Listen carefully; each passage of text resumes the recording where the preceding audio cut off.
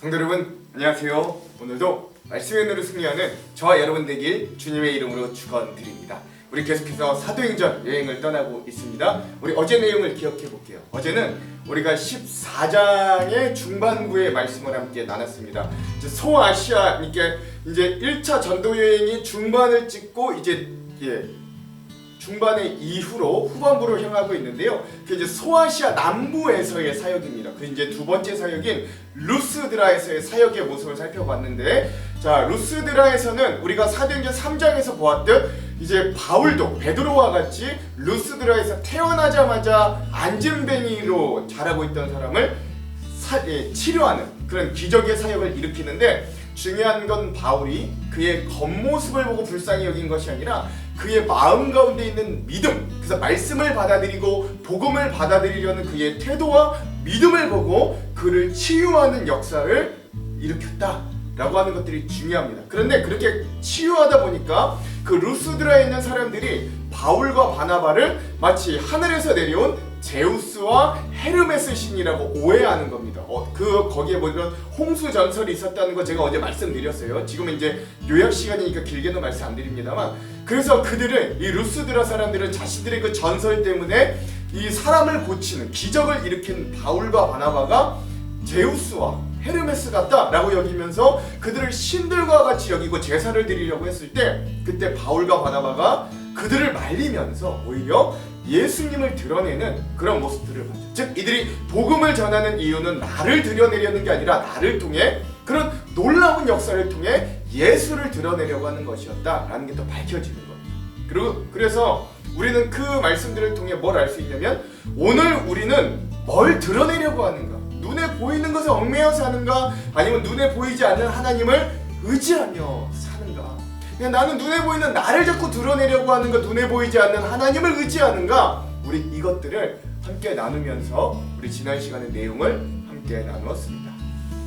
오늘은 거기에 이어서 14장의 마지막 시간, 오늘 사도행전 14-3의 시간이고요. 땅끝까지 전해지는 복음 6번째 시간입니다. 분량은 14장의 후반부인 19절에서 28절까지 오늘 우리가 함께 나눌 거고요. 제목을 짓자면 죽은 줄로 알고 라고 하는 제목을 지어 보았습니다. 자, 두 가지 맥을 짚고 그 맥에 따라 내용과 주안점을 함께 나눠볼게요. 첫 번째, 오늘 말씀에 보면 바울이 돌에 맞아서 거의 죽게 되었는데도 그가 살아나서 바로 이튿날 했던 일이 무엇인가 한번 좀 살펴봤으면 좋겠습니다. 자, 두 번째, 오늘 말씀에 보면 바울이 소아시아의 교회에서 세운 교회들을 이제 떠나보면서 그들에게 뭘 부탁하는지 우리가 깊이 묵상해보는 그런 시간들도 되었으면 좋겠습니다. 자, 이런 두 가지 맥을 짚으면서 내용과 주안점을 함께 보도록 할게요. 자, 그럼 오늘 내용부터 봅시다. 자, 오늘 14장 후반부는 1차 전도 여행의 마무리와 이제 돌아가서의 선교 보고의 내용까지를 우리에게 이야기해 줍니다. 14장 후반부의 첫 번째는 이제 바울이 이 유대인들에게 돌을 맞는 장면을 볼 수 있어요. 그런데 유대 사람들이 안디옥과 이고니온에서 거기로 몰려와서 군중을 설득하고 바울을 돌려쳤다. 유대 사람들도 대단한 게 비시디아 안디옥과 이고니온이라는 곳에서부터 이 바울을 끝까지 쫓아왔다는 거예요. 이게 어마어마한 길이거든요. 그들은 바울이 죽은 줄로 알고 돌을 던져서 죽은 줄로 알고 그를 성 밖으로 끌어냈다. 그러나 제자들이 바울을 둘러섰을 때에 그는 일어나서 성 안으로 다시 들어갔다. 이튿날 그는 바나바와 함께 더베로 떠났다 라고 하는 것이죠. 바울이 돌에 맞아서 다 죽은 줄 알았는데 그가 일어나서 다시 그 성 안으로 들어가요. 그리고 전도 여행을 포기하지 않고 더베라는 지역으로 가게 되는 겁니다. 이게 어떤 의미인가 우리 주안점에서 볼게요. 그리고 나서 소아시아의 교회들을 굳건히 세워 그곳에 있는 자들에게 이 고난을 당할지라도 교회를 굳건히 세우라고 부탁하는 장면이 등장하죠. 바울과 바나바는 그 성에서 복음을 전하여 많은 제자를 얻은 뒤에 루스드라와 이고니온과 비시디아 안디옥으로 되돌아갔다. 이제 왔던 길을 그대로 다시 되돌아가는 거예요. 그들은 제자들의 마음을 굳세게 해주고 믿음을 지키라고 권하였다. 그리고 또 이렇게 말하였다. 우리가 하나님 나라에 들어가려면 반드시 많은 환난을 겪어야 합니다. 그리고 그들을 위해서 각 교회에서 장로들을 임명한 뒤에 금식을 하면서 기도하고 그들이 믿게 된 주님께 그들을 맡겼다, 위탁했다 라고 하는 것이죠. 자, 그리고 나서 1차 전도 여행이 마무리하고 이제 그 본부인 안디옥 교회로 귀환합니다. 그리고 두 사람은 비시디아 지방을 거쳐서 밤빌리아 지방에 이르렀다. 그들은 버가에서 말씀을 전한 뒤에 아달리아로 내려가서 거기에서 배를 타고 안디옥 교회로 향하여 갔다. 이 안디옥은 그들이 선교 활동을 하려고 하나님의 은혜의 몸을 내맡기고 나선 것이다. 그리고 나서 안디옥 교회에서 1차 전도 여행 보고를 하게 됩니다.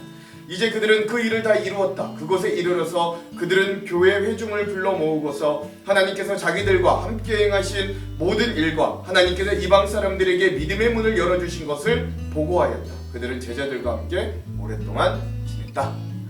이렇게 되는 거죠. 그래서 드디어 13장과 14장이 1차 전도 여행이 어떻게 진행됐는가. 안디옥으로부터 구브로 바보섬, 그 다음에 이제 이고니온, 그리고 루스드라, 그쵸, 더베, 비시디아 안디옥, 그리고 이고니온, 루스드라, 더베, 그리고 나서 오늘 또 이제 거기 그런 지역들을 다시 역순으로 돌아가면서 오늘 1차 전도 여행이 마무리되는 내용까지 보았고, 더 깊은 내용들은 우리 주안점에서 나눠보도록 하겠습니다. 자, 그럼 오늘 이 부분에 우리 14장 후반부에 대한 핵심 구절은요 22절입니다. 한번 읽어볼게요. 제자들의 마음을 굳게 하고 이 믿음에 머물러 있으라 권하고 또 우리가 하나님 나라에 들어가려면 많은 환난을 겪어야 할 것이라 하고. 아멘. 그래서 오늘 이 바울과 바나바가 1차 전도 여행을 마무리하고, 그리고 이제 그곳에 남아있는 소아시아의 교회들에게 뭐라고 당부했는가, 그 말씀을 오늘 14장 후반부 핵심 구절로 삼아 보았습니다. 자, 그러면 이 부분에 대한 주안점 3가지를 우리 함께 나누고 오늘 말씀을 읽어보도록 할게요. 먼저 첫 번째, 오늘 14장 후반부의 말씀은 바울이 1차 전도 여행이 마무리되어가는 시점입니다. 바울은 비시디아 안디옥에서부터 출발하여 이고니온, 루스드라에서 사역하고 다시 더베에 들려 그 길을 따라왔던 길로 되돌아가면서 안디옥으로 돌아가는, 안디옥 교회 본부까지 돌아가는 선교 여정에 대해 이야기하고 있습니다. 특별히 오늘 본문은 이 루스드라에서의 사역을 이야기하고 있는데, 자세히 살펴보면 근데 생각보다 굉장히 처절하고 지독한 장면들이에요. 19절. 유대인들이 안디옥과 이고니온에서 와서 무리를 충동하니 그들이 돌로 바울을 쳐서 죽은 줄로 알고 시외로 끌어내치니라. 아멘. 그러니까 말씀해 보니까 이 유대인들이요, 비시디아 안디옥에서부터 이고니온과 루스드라까지 쫓아와서 복음 사역을 방해하는 모습을 보여주는데, 그냥 아무 생각 없이 이 말씀을 읽으면 그냥 쫓아와서 방해하나 보다 라고 이야기할 수 있지만, 이 비시디아 안디옥과 이고니온과 루스드라까지, 여러분 이거 지도를 보시면 아는데 거리가 무려 170km나 된다고 합니다. 그러니까 170km를 따라오면서 괴롭혔다는 건데, 여러분 이거 따져보면 평균 성인 남성이 꼬박 하루를 걸을 수 있는 양이 한 20km 정도가 된다고 하거든요. 그냥 걷기만 해도 170km면 거의 8일, 9일, 거의 열흘 정도를 쫓아다니면서 계속 바울과 바나바를 모함하고 박해했다는 이야기가 되는 거예요. 그러니까 유대인들도 참 지독하지. 어떻게 10일이 넘는 날을 복음 전파 받겠다고 따라다니면서 그들도 유리걸식하고 지내요. 그러니 이 일을 당하는 바나바와 바울은 또 얼마나 괴롭고 힘들었겠습니까? 그냥 복음을 전하는 것도 쉽지 않고, 누가 나를 열흘 넘게 따라다니면서 협박하고 박해하고 괴롭힌다고 생각해 보십시오. 그리고 결국 유대인들은 이 루스드라에서 무리를 충동하여 결국엔 바울을 돌로 치기까지 합니다. 이들이 얼마나 바울을 증오했든지, 원래 보통 유대교 율법에 의하면 돌로 쳐 죽일 자는 그냥 그 자리에서 하는 게 아니라 시외로 끌어내서 시외에서 돌로 치게 되어 있는데, 이들은 바울을 죽이고 싶은 마음이 얼마나 간절하고 긴급했는지 그들은 그런 율법도 무시하고 일단 돌로 치고 그가 죽은 것 같아 보이자 그를 시외로 끌어낸다는 거예요. 근데 더 지독한 사람이 있었어요. 그가 누구냐? 그가 바울입니다. 아마도 예상해보건대 많은 날을 쫓아와 괴롭히던 이 유대인들의 마음을 누구보다 잘 아는 사람이 바울 자신이었을 거예요. 왜냐면 그도 예수를 만나기 직전까지 누구보다 지독하게 예수 믿는 사람들을 괴롭히고 박해하고 잡으러 다녔던 사람이기 때문입니다. 그리하여 다메섹으로 가는 그 길도 멀다 하지 않고 그리스도인들을 박해하러 가는 그 길에 이 청년 사울이 예수님을 만난 거 아니겠습니까? 그럼 바울이 된 거죠. 그러므로 자신에게 돌을 던지는 이 유대인들을 보며 바울은 나도 저랬었지, 나도 이런 내가 어떻게 이렇게 변할 수 있었나? 스데반도 이런 마음이었겠구나. 등등 자기에게 돌이 날아오는 그 순간 아마도 바울은 5만 가지 만감이 교체했을 거예요. 그리고 결국 몸이 버티지 못하고 기절하자 그 유대인들이 바울이 죽은 줄로 알고 시외로 그 바울을 버렸을 때 그는 그를 걱정하고 장례라도 치르기 위해 달려왔던 그 수많은 제자들에 둘러싸이고 결국 다시 살아나 일어나게 됩니다. 그런데 이 바울이 얼마나 지독한지 다음 말씀에 나오는 거예요. 20절 21절. 제자들이 둘러섰을 때에 바울이 일어나 그 성에 들어갔다가 이튿날 바나바와 함께 더베로 가서 복음을 그 성에 전하여 많은 사람을 제자로 삼고 루스드라와 이고니온과 안디옥으로 돌아가서 아멘. 그러니까 바울이 일어나자마자 절뚝거리는 걸음으로 온몸과 얼굴에 상처와 피투성이였음에도 불구하고 그는 그 성으로 다시 들어갔다고 해요. 아마도 바울을 돌로 친 유대인들은 자신들의 임무를 다하였다고 생각했는지 아마 바로 자기들이 있던 도시들로 돌아갔던 것 같아요. 그러나 바울과 제자들의 입장에서는 아직 그들이 돌아갔는지 그 성에 남아있는지가 확실치 않은 상황에서 그 성으로 다시 돌아간다는 건 죽으러 가는 일이나 마찬가지였고 목숨을 내어놓지 않으면 할 수 없는 일이었습니다. 거기에 그치지 않고 바울은 그 이튿날 해가 나자마자 그 몸을 가지고 바울과 함께 더베로 떠나갔던 거예요. 전도 여행을 여전히 간 거죠. 루스드라와 더베의 거리가 48km, 즉 거의 50km, 3일은 좋게 걸어야 되는 거리인데 지금 도래마저 몸도 성치 않은 바울이 그 거리를 걸어간 이유는 21절에 보니까 뭐라고 하냐면 복음을 전하기 위해 많은 사람을 제자 삼기 위해 그렇게 했다고 이야기하는 거예요. 여러분, 이보다 더 지독한 사람이 있을까요? 도대체 바울은 왜 이렇게까지 하는 걸까요? 그것은 아마도 바울에게는 진정 빚갚음의 의식이 있었기 때문입니다.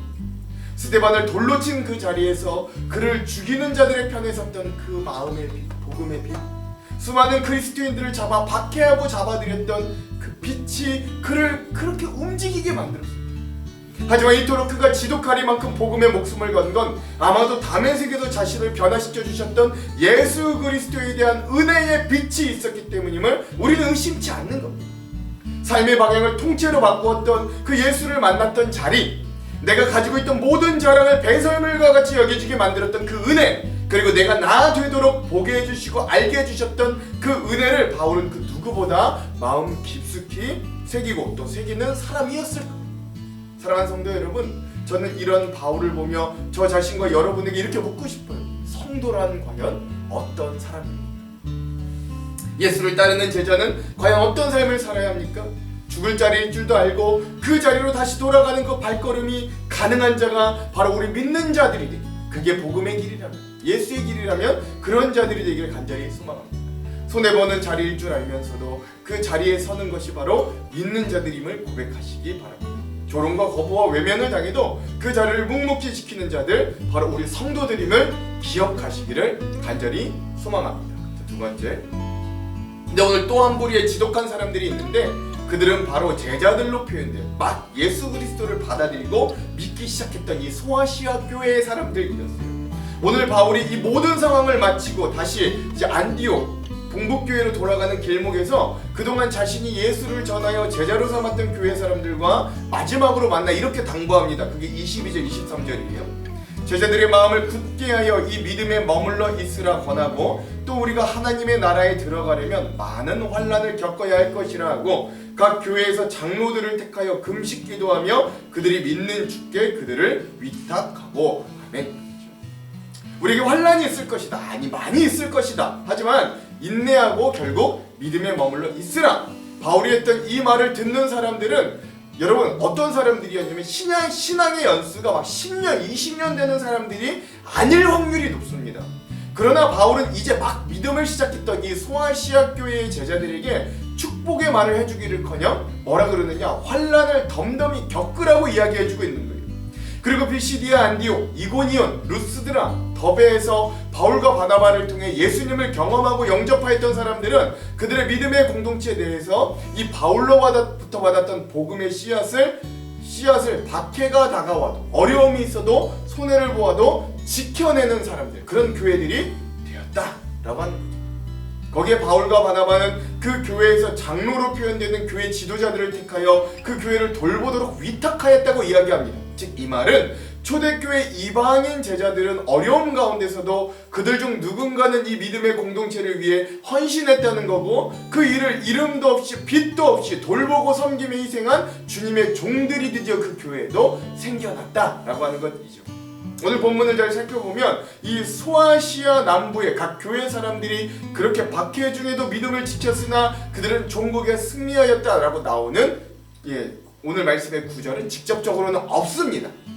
하지만 그들이 환난과 박해 중에도 믿음을 지켜 승리했다는 걸 우리는 확신합니다. 특별히 우리가 그들이 믿음으로 승리했다는 걸 알 수 있다는 증거는 바로 오늘 이 대한민국에서 우리가 이렇게 함께 이 말씀을 나누고 또 예배하고 기독교 신앙을 가졌다라는 데 그 증거가 있는 거예요. 바울과 바나바로 복음의 능력이 소아시아 교회들의 박해를 통해 그쳤다면 아마 오늘 여기 대한민국 한동 바밀마을까지도 복음이 찾아오는 일은 결코 없었을 거예요.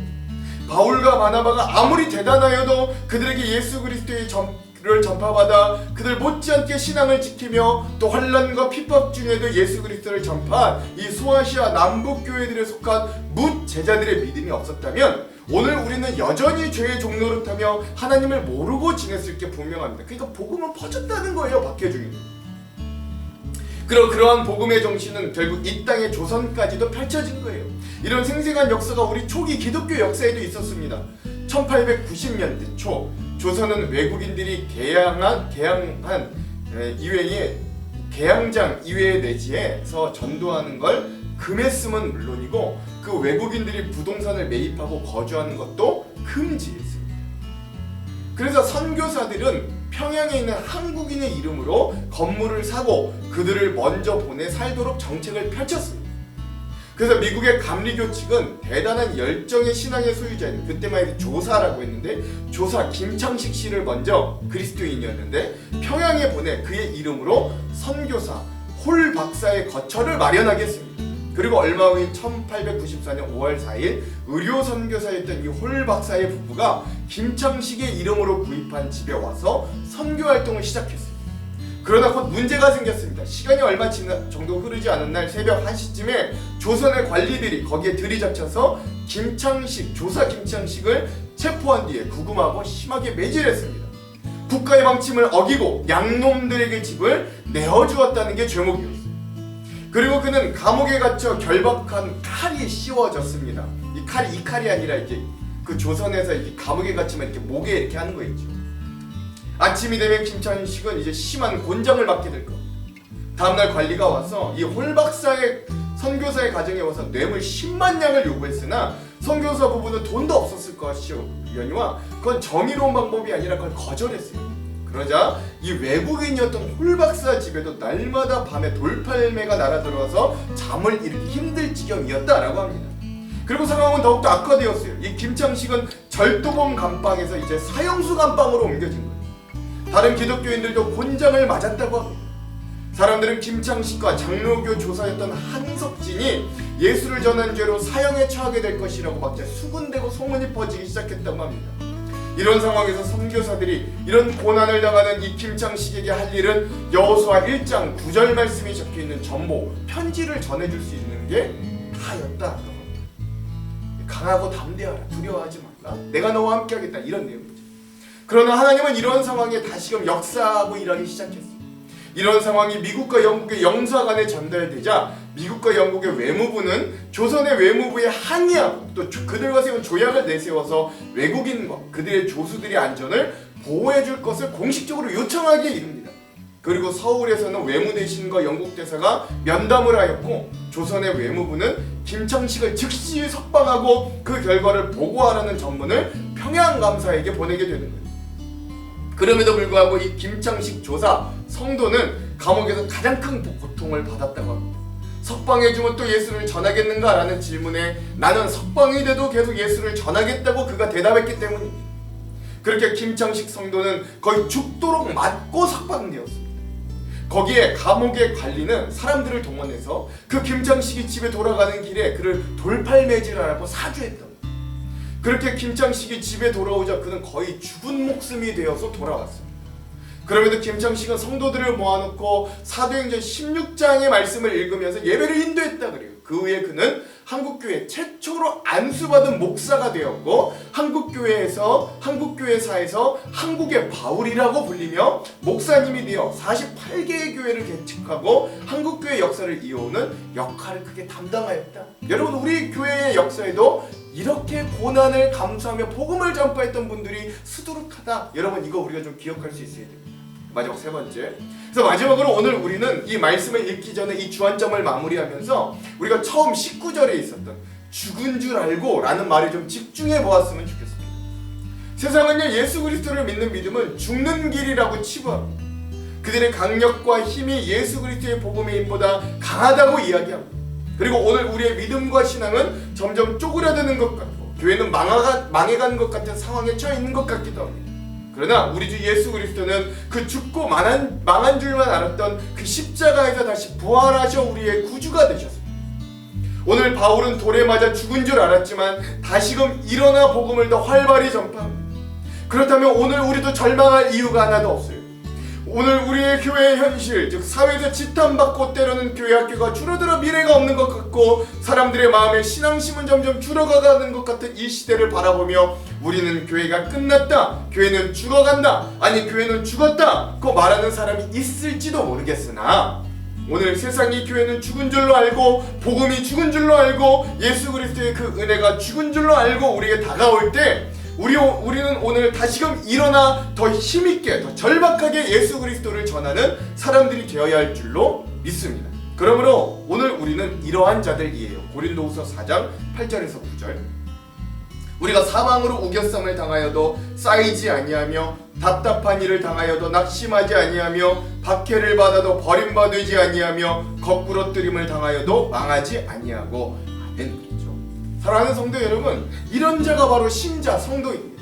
죽은 줄로 알았으나 다시금 살아나는 것, 끝난 줄로 알았으나 더 흥왕하는 것, 거꾸러뜨림을 당하여도 망하지 않는 것이 오늘 우리 복음의 능력을 가진, 우리 복음을 받아들인 신자의 능력이에요. 고린도후서 6장 8절에서 10절에 그래서 바울은 우리 그리스도인에 대해 이렇게 고백합니다. 영광과 욕됨으로 그러했으며 악함과 악한 이름과 아름다운 이름으로 그러했느니라. 우리는 속이는 자 같으나 참되고 무명한 자 같으나 유명한 자요 죽은 자 같으나 보라 우리가 살아있고 징계를 받은 자 같으나 죽임을 당하지 아니하고 근심하는 자 같으나 항상 기뻐하고 가난한 자 같으나 많은 사람을 부유하게 하고 아무것도 없는 자 같으나 모든 것을 가진 자로다. 아멘. 사랑하는 성도 여러분, 오늘 우리는 이 복음의 능력을 회복하는 저와 여러분이 되기를 간절히 소망합니다. 세상은 예수의 이름이 무능하다, 거짓하다 말하여도 우리는 이미 체험과 경험으로 그게 얼마나 귀하고 능력 있는지를 알아요. 세상은 우리에게 수많은 걱정과 근심과 현실적인 어려운 문제들을 안겨주지만 우리는 그것을 응답될 기도 제목으로 여기고 더 간절히 기도함으로 그 문제들을 이겨냅니다. 오늘 우리는 세상에서 요구하는 만큼 물질은 없다고 할지라도 베풀고 나눌 수 있는, 그리고 하나님께 더 드릴 수 있는 부요한 자들임을 잊지 마십시오. 그러므로 내가 살면 예수가 죽고 내가 죽으면 예수가 삽니다. 다른 말로 바꾸면 내가 살면 교회가 죽고 내가 죽으면 교회가 삽니다. 내가 살면 가정이 죽고 내가 죽으면 우리 가정이 삽니다. 따라요? 네. 그렇죠. 그러니까 사랑하는 성도 여러분, 내가 하나의 미랄이 되어 썩으면 사람들은 그것이 죽은 줄로 아나 오늘 그 썩어 죽은 미랄은 생명의 생명을 낳고 다시금 더 많은 열매로 부활합니다. 오늘 죽은 것 같은 우리의 인생을 통하여, 아니 그 나를 통하여 일하실 그 주님을 좀 기대해봤으면 좋겠어요. 그리고 우리를 통하여 멋진 역전의 드라마로 사용하실 그 복음의 능력도 사모하기를 소망합니다. 오늘도 우리를 소생시키시고 자기 의를 위하여 의의 길로 인도하시는, 우리를 지팡이와 막대기로 보호하시고 결국 푸른 초장과 실만한 물가로 인도하시는 그 하나님의 은혜가 죽은 줄로만 보입니다. 오늘 우리의 삶에 다시금 충만하여 우리가 다시금 일어나 주의 귀한 일들을 능히 감당하는 귀한 제자들이 다 될 수 있는 그런 힘과 은혜를 얻는 말씀 여행 되기를 주님의 이름으로 축원합니다. 기도할게요. 하나님, 오늘 우리들 여전히 무명하고 무능력하고 무기력한 자들 같으나 이 믿음을 가지고 주님을 전하는 자들의 자리에 설 때 하나님은 여전히 우리를 유명한 자요, 부유한 자요, 아무것도 없는 자들이나 모든 것을 가진 자요, 죽은 것 같아도 보라 살아있는 자들 같이 우리를 세워주실 줄로 믿습니다. 오늘도 우리에게 그 은혜의 빛이 있으니, 오늘도 우리에게 그 구원받은 자로서의 역할과 소명이 있으니 우리도 바울처럼은 못하여도 하나님 오늘 우리에게 주신 각자의 십자가를 지며 이 믿음을 굳게 지키는 오늘 하루가 될 수 있도록 인도하여 주시옵소서. 그렇게 하실 주님을 기대하며 예수님 이름으로 기도합니다. 아멘. 그럼 사랑하는 성도 여러분, 오늘 하루도 말씀으로 승리하십시오. 사랑하고 축복합니다. 화이팅! 유대인들이 안디옥과 이고니온에 와서 무리를 충동하니 그들이 돌로 바울을 쳐서 죽은 줄로 알고 시외로 끌어내치니라. 제자들이 둘러섰을 때에 바울이 일어나 그 성에 들어갔다가 이튿날 바나바와 함께 더베로 가서 복음을 그 성에서 전하여 많은 사람을 제자로 삼고 루스드라와 이고니온과 안디옥으로 돌아가서 제자들의 마음을 굳게 하여 이 믿음에 머물러 있으라. 우리가 하나님의 나라에 들어가려면 많은 환난을 겪어야 할 것이라. 각 교회에서 장로들을 택하여 금식 기도하며 그들이 믿는 주께 그들을 위탁하고 비시디아 가운데로 지나서 밤빌리아에 이르러 말씀을 버가에서 전하고 아탈리아로 내려가서 거기서 배 타고 안디옥에 이르니 이곳은 두 사도가 이룬 그 일을 위하여 전에 하나님의 은혜에 부탁하던 곳이라. 그들이 이르러 교회를 모아 하나님이 함께 행하신 모든 일과 이방인들에게 믿음의 문을 여신 것을 보고하고 제자들과 함께 오래 있으니라.